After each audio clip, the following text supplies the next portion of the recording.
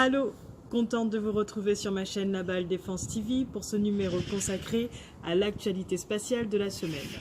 C'est officiel, l'Europe se lance dans le projet de station spatiale lunaire. Un contrat a été officiellement passé entre Thales Alenia Space et l'Agence spatiale européenne pour lancer les travaux d'études sur deux des futurs modules européens qui composeront peut-être la prochaine station spatiale internationale. L'objectif principal sera de servir de base avancée pour des explorations plus lointaines, dont Mars, et faciliter l'exploration et l'exploitation de la Lune elle-même. Autrement dit, une telle station ouvrirait de nouvelles possibilités en matière d'expérience scientifique.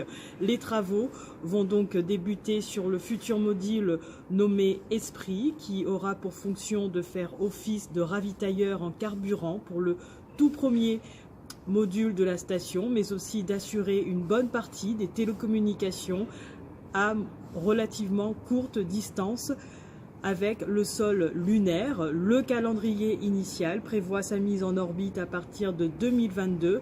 À noter que le second module sur lequel travaillent Thales Alenia Space et Leonardo est un module d'habitation destiné à accueillir de futurs astronautes.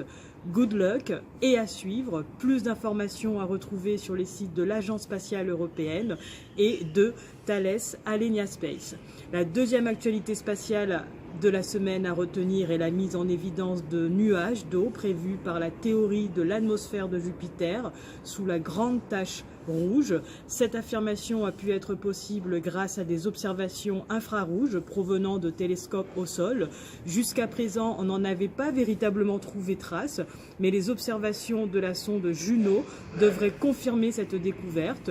Pour atteindre leur but, les chercheurs ont mobilisé les instruments de deux observatoires au sommet du mont Mauna Kea à Hawaï. On ne devrait pas donc tarder à avoir des confirmations de la détection de nuages riches en eau de Jupiter et à terme même une carte des abondances de l'eau dans la géante. Bravo à nos scientifiques. On termine avec une bonne nouvelle. Souvenez-vous, une immense tempête de 18 millions de kilomètres carrés soufflait sur la planète Mars depuis le 30 mai 2018. Cette dernière paralyse le rover Opportunity qui a cessé de communiquer avec la Terre le 10 juin. Eh bien, sachez que la tempête s'apaisant, il est possible que dans les prochains jours, Opportunity donne enfin des nouvelles. Vous pouvez suivre l'évolution de la situation sur le site de la NASA. Voilà, c'est tout pour cette semaine. See you!